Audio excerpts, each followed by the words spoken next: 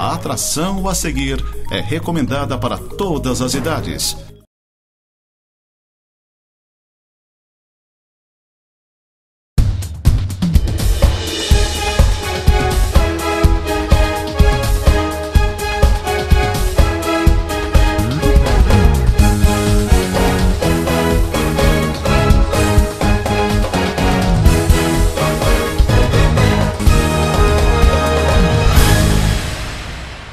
Muito bem, estamos nós começando mais um Tema Livre aqui na Nova Área TV e hoje até tentando falar, porque a gente colocou um aparelho ortodôntico e complica um pouquinho, né? Eu estou estranhando faz poucos dias, aliás, um dia ou dois, e ainda não estou totalmente adaptado.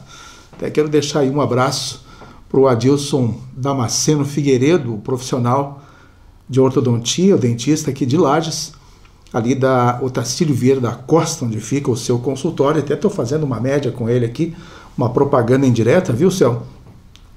E o consultório dele fica bem nos fundos da CDL, no centro de Lages, bem na Avenida Otacílio, na rua Otacílio Vieira da Costa. Mas muito bem, com aparelho e sem aparelho, a gente está aqui fazendo um esforço enorme. Agora está um chiadinho, inclusive, viu, Céu? Mas faz parte. O Céu, o irmão, que está sempre com a gente aqui nas nossas gravações do programa Tema Livre. Céu, eu vou começar hoje falando da política. Eu sempre deixo para o segundo bloco, mas hoje eu quero falar no primeiro bloco, que eu havia prometido que faria uma análise um pouquinho mais completa a respeito das possibilidades das candidaturas ou as pré-candidaturas ao governo do Estado para 2022.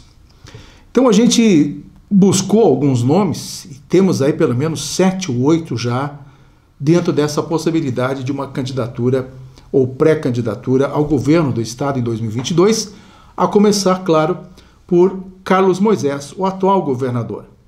Ele, inclusive, chegou a dizer que não vai ser candidato, que apenas quer cumprir com este seu mandato e depois sair.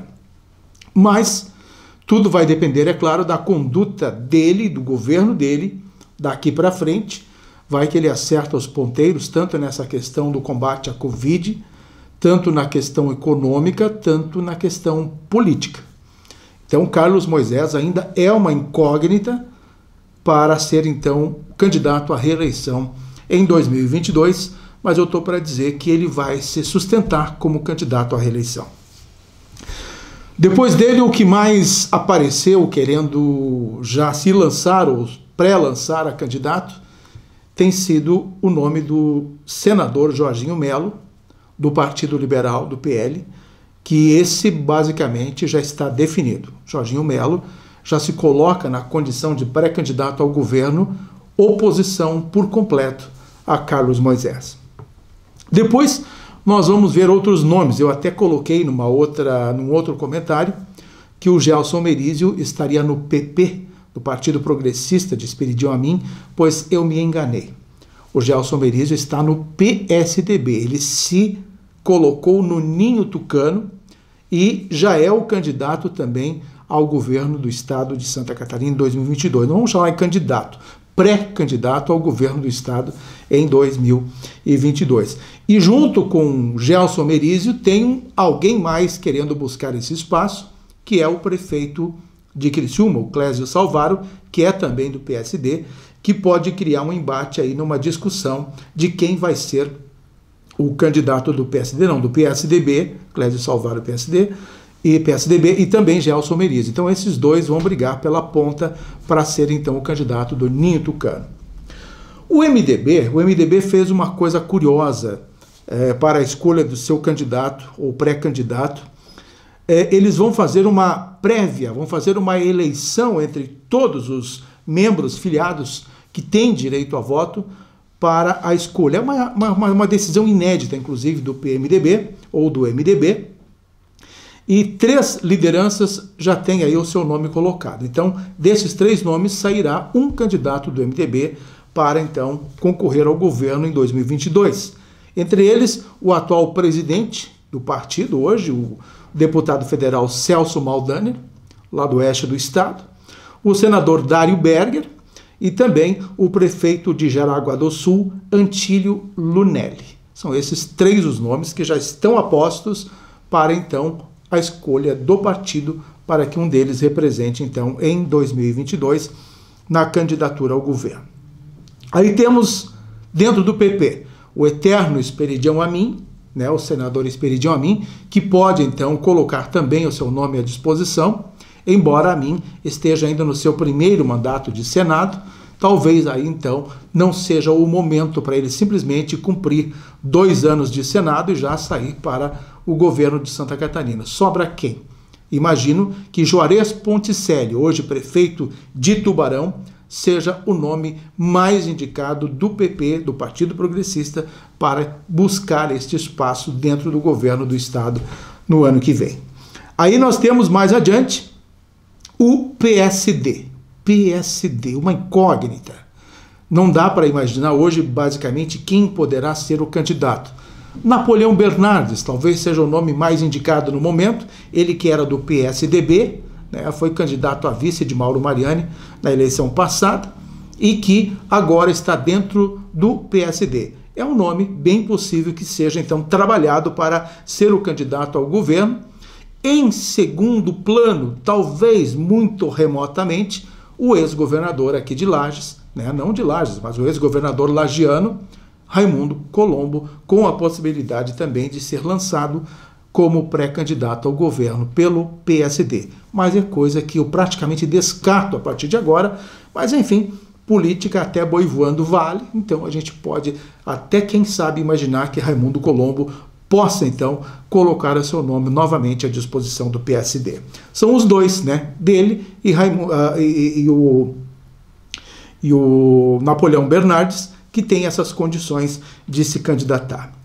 Aí nós temos ainda o nome, quem sabe, de Carmen Zanotto, a outra lagiana, que é do Partido Cidadania, mas eu não creio que Carmen tenha ainda a cacife para se lançar como candidata ao governo do estado de Santa Catarina. Eu imagino que ela deva ficar numa posição mais cômoda, como de novo candidata à Câmara dos Deputados, porque aí ela tem eleição garantida, ou quem sabe postular algo maior, sendo candidata ao Senado. Mas aí pode haver um embate com o Raimundo Colombo, que é provável candidato ao Senado em 2022. E aí Carmen e Colombo, aqui da mesma região, praticamente, então, um mataria o outro. E assim por diante. Mas a gente ainda vai ver o desenrolar desta questão política. Carmen também tem a possibilidade, e aí pode se enquadrar direitinho, como candidata a vice para algum desses nomes que estão aí, então, que a gente acabou colocando para o governo de Santa Catarina lá em 2022. Muito bem, rapidamente, antes de nós fecharmos este primeiro bloco, vocês todos já sabem, a gente até faz só um pitaquinho aqui, porque nós somos café pequeno diante dessa situação toda. O Supremo consegue surpreender o Brasil todo e o mundo com as suas decisões monocráticas, e esta semana, então, nós vimos o que ele fez com relação ao Lula. Numa única canetada, né, o ministro acabou, então, eliminando todas as condenações pela Lava Jato do ex-presidente Luiz Inácio Lula da Silva, e agora, então, o petista está com ficha limpa e já está todo bossa nova pensando em ser candidato à eleição à presidência da República no ano que vem para um embate com o atual presidente, o Jair Messias Bolsonaro. Então a gente não entende mais o que está acontecendo diante desta questão do Supremo. Para que talvez haja um controle dos ministros do Supremo, a gente sabe que somente o Senado pode causar este impacto, ou seja, pode promover o pedido de impeachment de algum ministro do Supremo, somente o Senado. Mas também dentro do Senado, embora o atual presidente não tenha praticamente, ou não tenha nenhum problema de rabo preso com o ministro, com o Supremo, há muitos senadores que têm. Então, dificilmente passaria dentro do Senado a aprovação de algum pedido de impeachment contra os ministros do Supremo. Diante desta posição, os homens praticamente se colocam como semideuses, porque aí eu não vou dizer deuses, porque aí é muito mais complicado, né? Não vou comparar eles com o nosso Deus, nem com Jesus Cristo. Então, nesse ponto, eles são os semideuses do Brasil e fazem exatamente o que querem.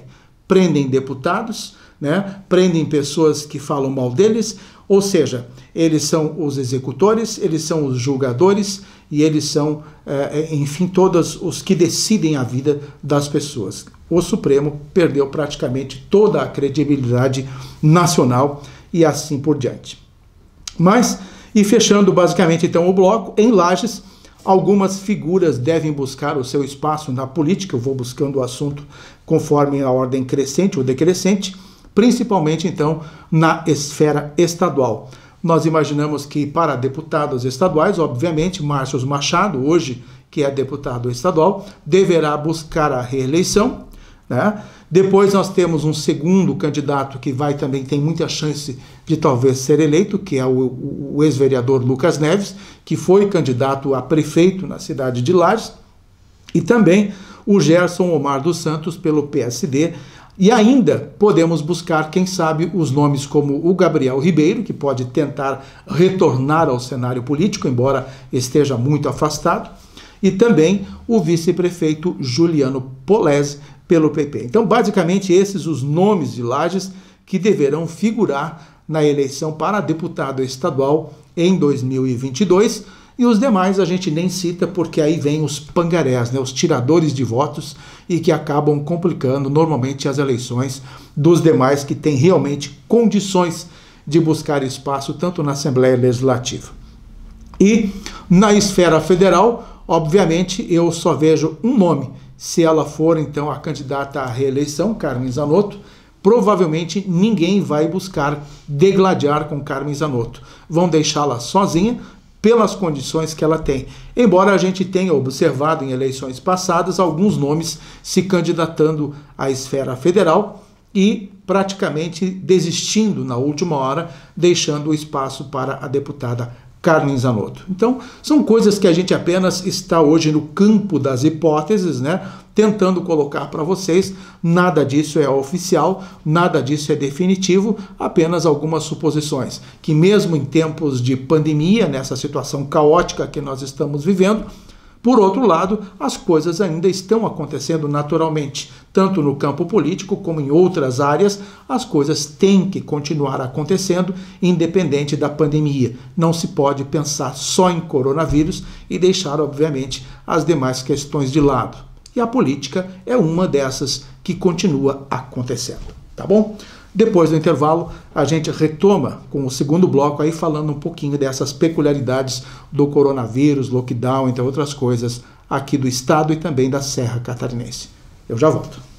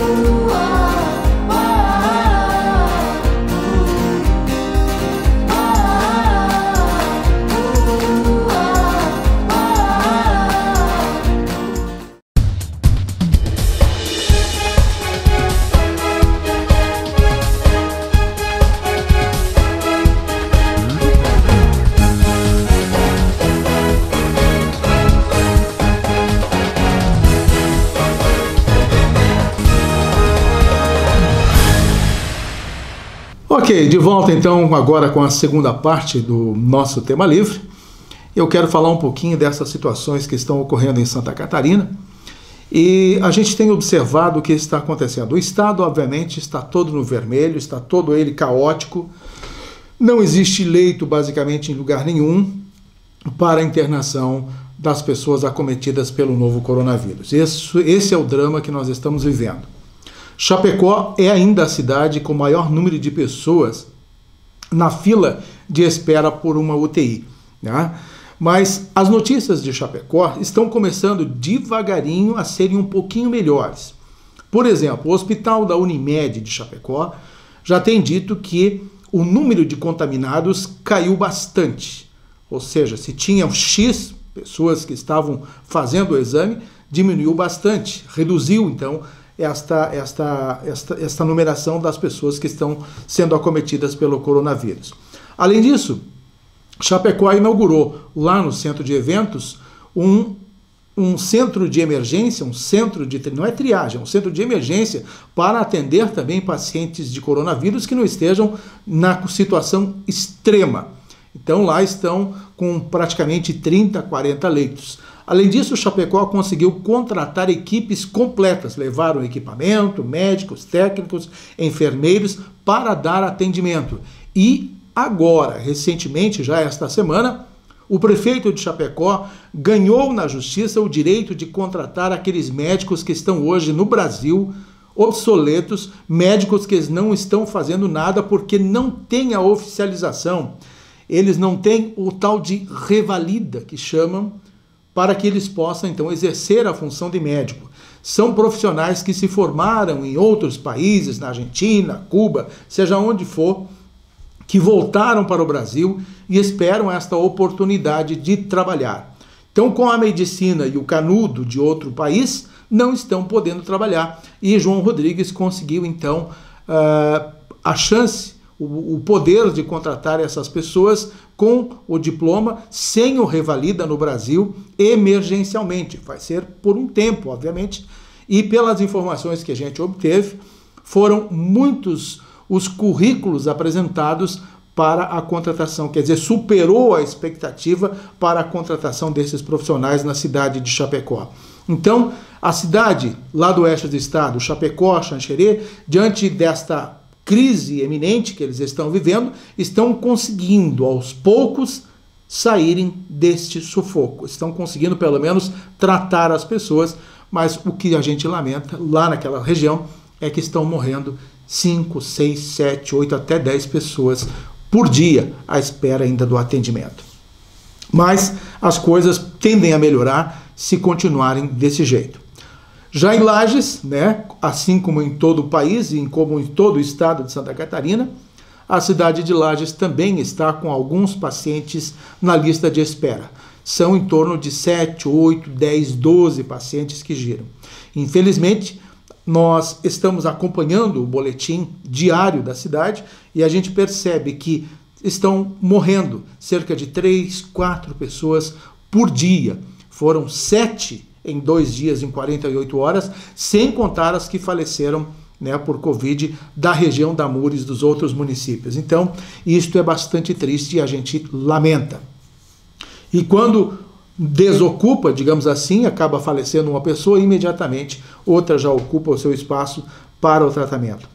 E eu tenho acompanhado, e não tenho jeito de não falar mais uma vez, do HTR, acompanhei esta semana um pronunciamento do deputado estadual Márcio Machado, na tribuna da Assembleia Legislativa, em que ele usou basicamente todo o seu tempo, cerca de 20 minutos, na tribuna, falando da situação de Lages e do Hospital Tereza Ramos, da nova ala do Tereza Ramos. Inclusive citou o meu nome, que eu tenho batido muito nesta questão e não estou preocupado com o que pensa o governo, o que pensam as lideranças estaduais diante do que a gente fala. O nosso objetivo é chamar a atenção e mostrar uma preocupação para ver se encontramos assim uma alternativa, uma solução para esta nova ala do HTR de Lages.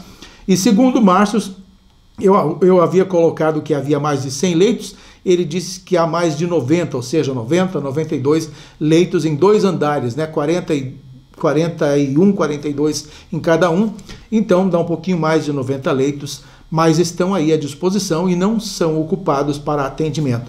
E a gente não consegue compreender exatamente que ao longo de 2020, quando nós vimos esse crescente da pandemia, o que os gestores estaduais, federais e municipais não se prepararam para esse enfrentamento?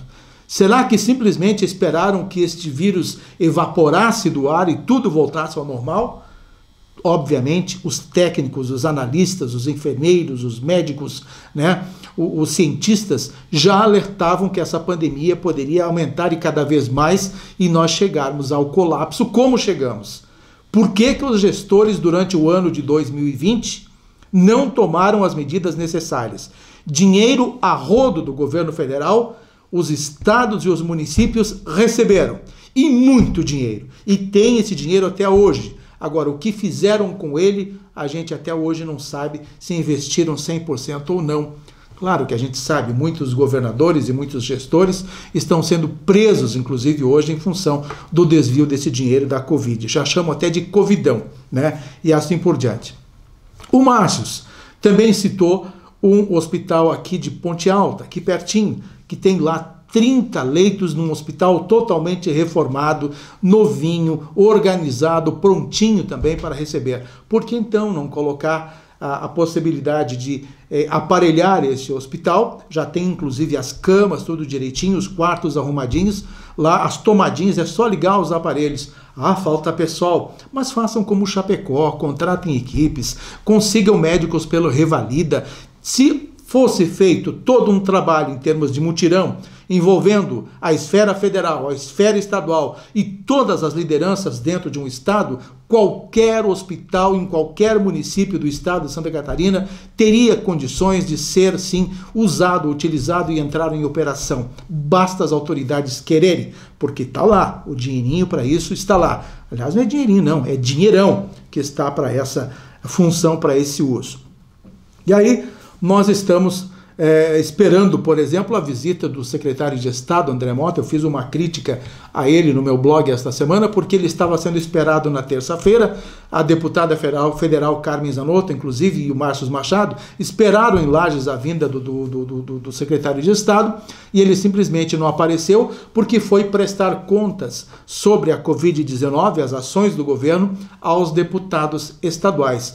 Se não podia deixar os deputados para prestar contas no outro dia e vir atender a uma necessidade da Serra Catarinense, que está hoje aquada diante do caos do coronavírus. Mas não veio e não sei quando vir, porque se vir aqui para falar bobagem ou prometer coisas que não pode cumprir, também nem precisa vir. Não sei, às vezes eu chego a dizer, inclusive disse no blog, que a Serra Catarinense, Lages, estão por conta de si próprios para tomarem conta desta situação, porque o governo do estado tem virado muito as costas nesta questão e tem mandado alguns aparelhos porque não tem alternativa, tem que mandar e assim por diante, mas poderia estar fazendo muito mais. Como eu disse, se houvesse uma mobilização, esses 90 leitos lá do HTR já estariam ocupados e atendendo toda a Serra Catarinense e até podendo atender pessoas que precisam de hospitalização vindas de outras regiões do estado de Santa Catarina. Então são coisas assim. Menos mal, o presidente da República, Jair Bolsonaro, esta semana, liberou então a compra das vacinas para os estados, os municípios, o Distrito Federal, para poder comprar a vacina, a Sputnik, né, lá da Rússia. E assim por diante. Através do projeto de lei que ele sancionou, projeto de lei 534 de 2021, autoriza então estados, municípios e o setor privado também para a compra das vacinas Covid com registro ou autorização temporária de uso no Brasil. Lages já está juntamente com os demais municípios ao lado da FECAM, já fez o protocolo de um pedido de 30 mil doses para vacinar os lagianos. Cada município vai cuidar do seu território. Se Campo Belo do Sul precisa lá 3 mil doses, vai comprar as 3 mil doses. Lages já pediu 30 mil doses. Chapecó pediu 60 mil doses. E assim por diante. Para nós fecharmos o nosso programa, não poderíamos deixar de falar do fechamento do comércio, do nosso lockdown aqui na Serra Catarinense, em Lages, né? E o pedido do Ministério Público de Santa Catarina não concordando com as medidas adotadas do governo do estado e pedindo o lockdown ou o fechamento geral por 14 dias.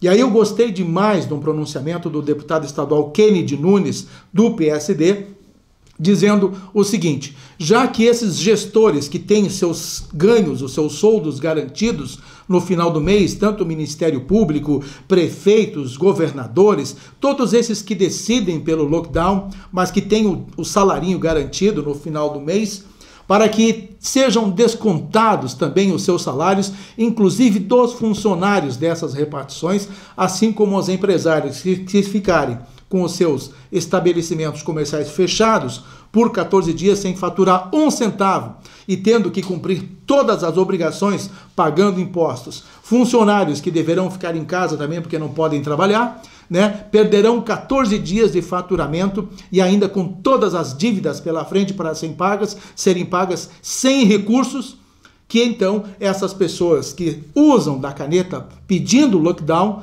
também sejam descontados de seus vencimentos, das suas folhas de pagamento, né? Os dias paralisados, 14 dias, se desconta 14 dias do Ministério Público e seus funcionários e de todos aqueles que assinaram essa documentação. Está aí uma proposta bastante interessante, mas que não é vista e não vai ser nem lembrada. Obviamente vão fazer vistas grossas e não vão aceitar, obviamente, a sugestão do deputado. Mas moralmente seria muito, mas muito interessante. Enquanto isso, a gente fica vendo os nossos empresários com esse fecha ou não fecha e muitas vezes fechando esse comércio, tendo que sofrer as duras penas para honrar com seus compromissos nesse período em que ficam fechados. Tá aí.